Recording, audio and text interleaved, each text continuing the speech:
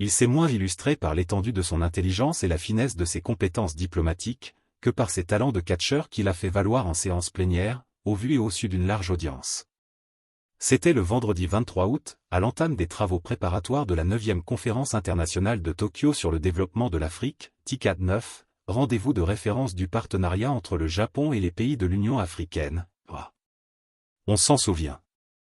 Un secrétaire marocain a légitimement essayé de retirer une pancarte portant l'inscription « Sahraoui République », objet qui n'avait nullement sa place dans cette réunion officielle, puisque l'entité virtuelle ne faisait pas partie des invités. Ne correspondant en rien à celle des autres délégations, celle-ci avait été bricolée à la hâte, puis introduite et déposée en cachette par des éléments du Polisario eux-mêmes, arrivés à Tokyo avec des passeports diplomatiques algériens. En réaction à l'acte justifié du représentant marocain, un haut responsable au sein du ministère algérien des Affaires étrangères est intervenu pour l'en empêcher par la force. Une diplomatie qui a définitivement perdu ses nerfs. Les images montrent un homme chauve, à la forte corpulence, qui ceinture violemment par le dos le jeune diplomate marocain pour le plaquer au sol. Un spectacle honteux qui confirme que, pour rejoindre les rangs de la diplomatie algérienne, les « qualités » de voyous et de lutteurs de foire sont davantage requises qu'une quelconque compétence. Après quelques recherches, on en sait plus sur l'identité du catcheur en question. Il s'agit de Abdenour Khelifi qui occupe, tenez-vous bien, le poste de « directeur Afrique » au sein du ministère algérien des Affaires étrangères. Les internautes algériens se bousculent pour le doter d'un CV. Ils l'affublent du titre de « docteur en relations internationales », mais on ne saurait dire sur quel ring il a suivi ses études. Une chose est certaine, l'art de s'en prendre par traîtrise à un jeune diplomate, en le ceinturant par derrière, et non en lui faisant face, ne figure certainement pas dans le cursus pédagogique de Sciences Po.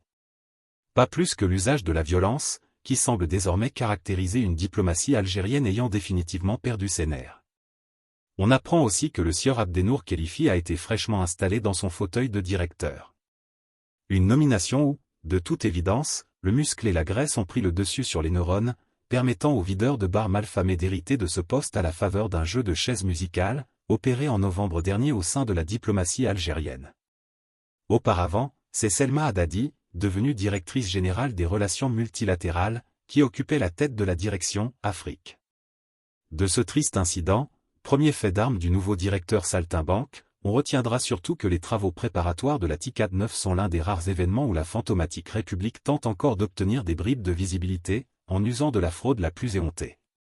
Une nouvelle vidéo illustre bien le procédé par lequel les séparatistes, couverts par l'Algérie, opèrent.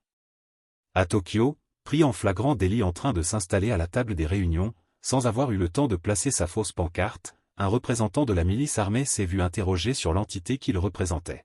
« Sahraoui République » a-t-il murmuré. Mais à la question s'il était invité aux travaux, il a vite battu en retraite. « On en parle plus tard » a-t-il chuchoté, répétant cette même phrase quand son interlocuteur s'est montré insistant.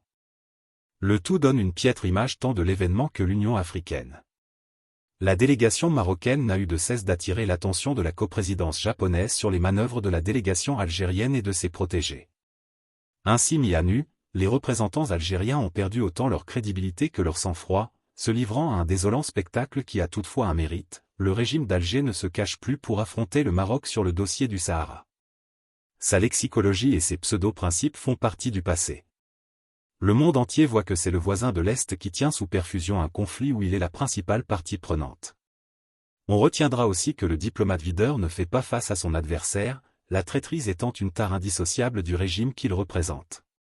Le Japon a, plutôt 2 fois qu'une, dénoncé la présence de l'entité fantoche lors de la réunion, précisant qu'il ne reconnaissait ni le Polisario ni la RASD. Mais tout est de savoir jusqu'à quand un tel scénario va se répéter s'agissant de la TICAD, la pseudo-république étant bannie de tous les autres événements internationaux impliquant l'Afrique. En effet, aucun des pays et organisations auxquels l'Afrique est liée par des accords de partenariat ne reconnaissent le mirage séparatiste. Il en va ainsi de l'UE, de la Ligue des États arabes et de l'Amérique du Sud.